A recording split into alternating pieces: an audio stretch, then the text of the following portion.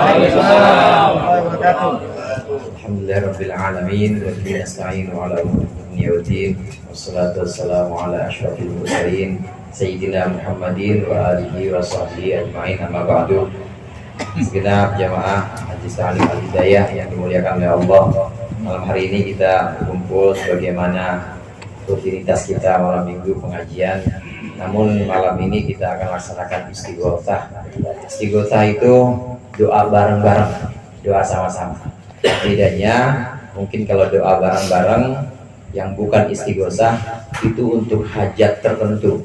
Misalnya sahibul hajatnya siapa? Sahibul hajatnya Haji Mulyadi, ya berarti hajatnya untuk Haji Mulyadi. Pengen biar apa? Biar tanah yang sebelah sana aku misalnya. Itu namanya hajat pribadi. Ada doa bareng-bareng yang sifatnya untuk hajat pribadi itu ada. Tapi kalau istighosah ini adalah memohon untuk hajat kita semua, hajat bangsa ini, bahkan hajat seluruh warga dunia, untuk kemaslahatan seluruh manusia. Namanya istighosah. Istighosah ini tradisi yang biasa dilakukan oleh Nahdlatul Ulama. Nahdlatul Ulama mungkin Bapak-bapak sekalian sudah tahu. Sekarang tahun 1444, betul ya, Hijriah. 100 tahun yang lalu 1344 Hijriah, tanggal 16 Rajab. Ini sekarang sudah masuk bulan Rajab, tapi belum tanggal 16. Sekarang masih berada di tanggal sekarang 15 ini. Nanti 16 Rajab itu hari Selasa, itu puncaknya. 100 tahun yang lalu 16 Rajab 1344 ini berdiri Nahdlatul Ulama, yang artinya kebangkitan ulama, yang mendirikan muasisnya yaitu Mbah Hasyim Asy'ari, Hadratus Syekh Haji Hasyim Asy'ari. Nahdlatul Ulama berdiri dengan latar belakang merawat dan menjaga tradisi-tradisi para ulama. Makanya namanya Nahdlatul Ulama, membangkitkan atau kebangkitan ulama. Kenapa demikian? Karena ada kecenderungan saat itu untuk menghilangkan peran-peran ulama. Ada kecenderungan pada tahun-tahun itu 1344 Hijriah, itu tahun Masehinya 1926. Ada yang udah lahir 1926? Ada Rosik. Mas Ahmad. Indonesia aja belum merdeka. 1926, 30 Januari 1926, tahun 1900-an itu memang ada kecenderungan yang disebut dengan Puritanisme atau pemurnian Islam. Jadi kalau mau melaksanakan ajaran Islam, Al-Quran dan Sunnah saja. Kalau tidak ada dalam Al-Quran, tidak ada dalam Sunnah, maka ditinggalkan oleh kelompok-kelompok itu. Kelompok-kelompok yang disebut dengan kelompok Puritan. Termasuk diantaranya kelompok Puritan itu adalah Wahabi yang saat itu menguasai Hijaz. Sebutannya sekarang Saudi Arabia, dulu namanya adalah Hijaz. Rajanya waktu itu Abdul Aziz bin Saud, anaknya Saud. Jadi Saud itu Bapak nama orang. Saud nama orang. Kalau disebut Saudi Arabia itu artinya Arab punya Saud. Hebat kan ya? Yang punya dia. Soekarno aja nggak nama Indonesia begitu. Ini Arab Saudi artinya Arab punyanya Saud. Yang mencakup Hijaz. Kemudian Hijaz itu mencakup Makkah, Madinah, Riyadh, Jeddah, semua, termasuk Najd. Najd itu ya aslinya Wahabi dari Najd, satu provinsi yang ada atau satu wilayah yang ada di wilayah Hijaz itu adalah aslinya sebutannya Hijaz, kemudian diklaim sebagai Saudi Arabia. Waktu itu pemahaman agamanya adalah Wahabi yang diprakarsai oleh orang yang namanya Muhammad bin Abdul Wahab. Itu Puritan juga, itu pemurnian juga.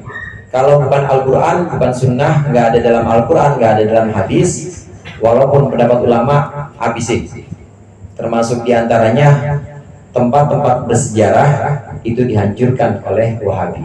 Jadi kita kalau melihat ke sana, rumah-rumah para sahabat udah nggak ada.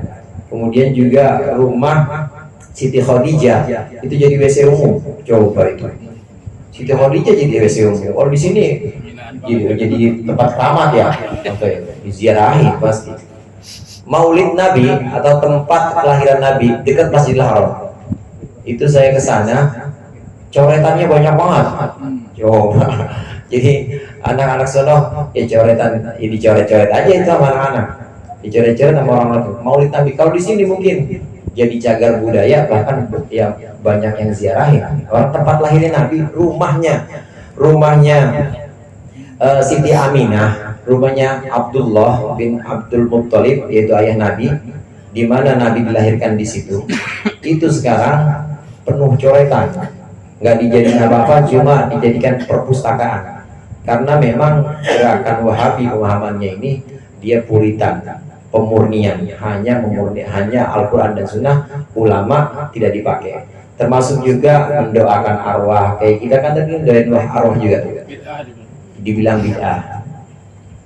Akrimil arwah minna bil liqa khairil anami, gitu saja.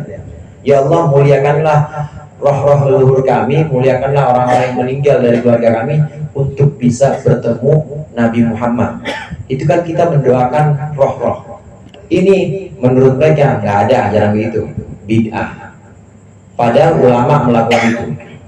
Ulama setelah sahabat, setelah generasi imam yang 4, yaitu Imam Hanafi, Imam Maliki, Imam Fikih, Imam Syafi'i, kemudian juga Imam Ahmad bin Hambal, itu semua melakukan yang namanya doa kepada arwah, menghadiahkan Fatihah, termasuk memuji Nabi, seperti yang ada dalam Barzanji misalnya. Syekh Ja'far Al-Barzanji, Syekh Ja'far Al-Barzanji, pengarang Barzanji itu muji Nabi dengan sedemikian tingginya karena cintanya kepada Nabi, dan itu dilakukan oleh ulama. Ini kemudian sampai ke Indonesia, pujian-pujian kepada Nabi, kemudian mengirim doa untuk arwah, sedekahan untuk arwah, sampai ke Indonesia dibawa oleh Wali Songo tahun 1400 sampai 1500-an kira-kira. Wahabi belum ada waktu itu, Wahabi 1800-an. 1500 Wali Songo membawa itu. Dan yang kita terima dari orang-orang tua kita, sedekah-sedekah, kemudian kirim doa, kemudian puji-pujian kepada Nabi, itu ada karena yang membawa Islam saat itu Wali Songo. Dan Wali Songo ulama. Wali Songo mewarisi dari ulama-ulama sebelumnya. Ulama-ulama sebelumnya melakukan itu, pujian kepada Nabi, ziarah kubur, melakukan itu semua, pujian kepada Nabi. Kemudian Wali Songo menerapkan itu juga di Islam Nusantara atau Islam Indonesia saat itu. Indonesia belum ada, makanya sebutannya Islam Nusantara atau Islam Jawa lah, karena pusatnya dulu di Jawa, Wali Songo. Kemudian generasi setelah Wali Songo, para ulama, para kiai, para masyayikh ini tetap melanjutkan apa yang sudah diletakkan oleh Wali Songo, yaitu menghargai apa yang ulama ajarkan, berupa ziarah kubur, berupa pujian-pujian kepada Nabi. Ini tetap dirawat. Tapi tahun 1900-an ada gerakan ini, termasuk Wahabi dan juga termasuk beberapa kelompok yang mencoba, udah kalau bukan dari Al-Quran dan Sunnah, walaupun itu lama, habisin aja, nggak usah dipakai. Di Mekah itu juga, di Madinah, pokoknya di Hijaz itu mereka hampir saat itu ya hampir semua situs sejarah itu hilang, termasuk makbaroh atau kuburan para sahabat rata semua. Bapak hadirin sekalian yang pernah ke Makla, yaitu makam yang ada di Mekah, atau pernah ke Baki itu makam para sahabat yang ada di Madinah. Itu kalau kita ke sana cakepan di tanah kusir, cakep, dikasih kembang apa rumput, ada namanya. Di sana kagak ada namanya, diratain tanah karena katanya bid'ah katanya. Padahal para ulama membolehkan untuk orang muslim ketika dikubur boleh diangkat sekitar sejengkal tuh boleh, dikasih gundukan tuh boleh. Itu pemikiran ulama dengan ijtihadnya membolehkan kuburan seorang muslim itu ditinggikan biar ada bedanya sama kucing. Masa mau disamain sama kucing manusia? Dibedain, ada gundukannya. Bagaimana kemudian di Indonesia? Dikasih nama. Boleh dikasih nama. Bagaimana untuk orang-orang soleh? Kadang-kadang dikasih kurungan atau dikasih pembatas. Bagaimana untuk orang-orang yang punya peran besar menyebarkan Islam? Boleh dikasih rumah-rumahan, kayak makam-makam para wali, Sunan Bonang misalnya, kemudian juga Sunan Kalijaga, ada rumah-rumahnya, boleh, karena itu orang-orang yang sudah berjasa. Ini di Saudi saat itu habis-habisin semua, makam sahabat rata semua, boro-boro pakai nama itunya aja, nggak ada gundukannya, rata semua, dikasih batu doang. Batu, ini tanda batu palanya, nggak ada nama, ya orang batu aja batu, begitu.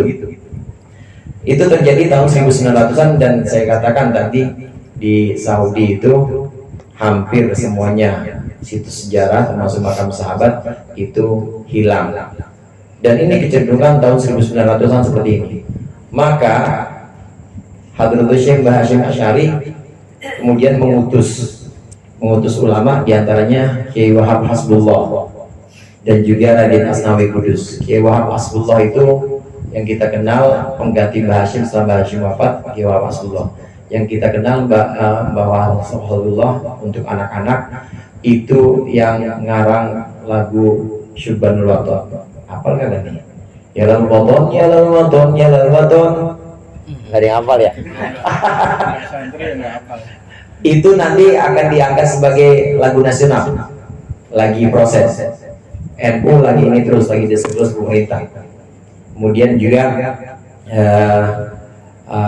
Raden Asnawi Kudus mengutus karena bertemu dengan Abdul Aziz bin Saud ini, supaya antara lain supaya situs-situs sejarah itu dihargai.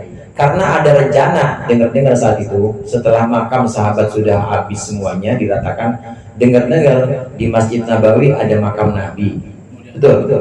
Ada makam Sayyidina Abu Bakar, ada makam Sayyidina Umar, satu bangunan itu mau diratain juga karena bid'ah katanya, nggak pernah diajarkan oleh Nabi. Maka Hadratul Syekh Kiai Hasyim Asy'ari mengutus ulama ke sana untuk menyampaikan tuntutannya supaya situs-situs sejarah jangan dihancurkan. Itu antara lain permintaan atau tuntutan dari Kiai Hasyim Asy'ari. Hanya saja saat itu untuk bisa bertemu secara resmi nggak bisa, cuma 3 orang ujuk-ujuk datang, nggak membawa nama organisasi, nggak bisa. Ini dari mana? Indonesia mana? Orang belum merdeka, kan nggak ada. Indonesia mana? Orang Indonesia belum ada. Maka dibentuklah Nahdlatul Ulama sebagai badan organisasi resmi. Organisasi bahasa Arabnya Jam'iyah Nahdlatul Ulama. Dibentuk Nahdlatul Ulama tahun 1926, 31 Januari atau 1344 Hijriah, 16 Rajab. Setelah resmi ada badannya, organisasinya, maka berangkatlah Mbah Wahab Hasbullah, kemudian Raden Asnawi Kudus, Raden Asnawi Kudus untuk menemui Raja Saud di sana menyampaikan tuntutannya. Dari situlah awal mula Nahdlatul Ulama. Apa semangatnya? Yaitu untuk kembali membangkitkan pemikiran-pemikiran ulama. Karena pemikiran ulama saat itu ditinggalkan. Karena saat itu dianggap tidak perlu pakai pendapat ulama, maka berdirilah Nahdlatul Ulama. Karena yang sudah kita terima dari orang-orang tua kita, memuji Nabi, kemudian ziarah, kemudian roahan, itu ajaran ulama semua hadirin. Maka harus kita jaga. Emang pewaris Nabi siapa kalau bukan ulama? Ulama doang, pewaris Nabi. Al-ulama warathatul anbiya. Ulama itu adalah pewaris para nabi. Kita tidak akan bisa sampai kepada Al-Quran, tidak akan bisa sampai kepada sunnah kecuali kita mengikuti ulama.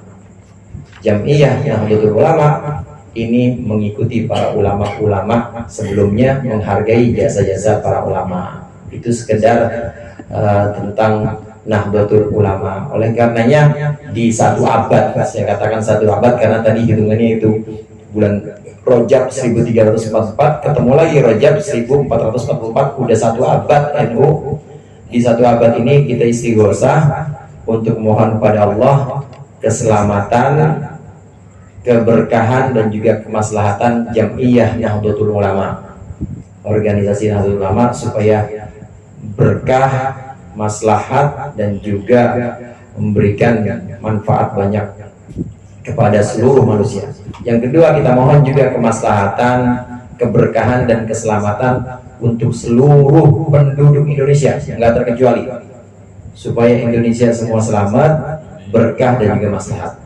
Dan yang ketiga, untuk semua manusia di bumi ini, artinya untuk perdamaian dunia. Kita mohon Allah memberikan keselamatan.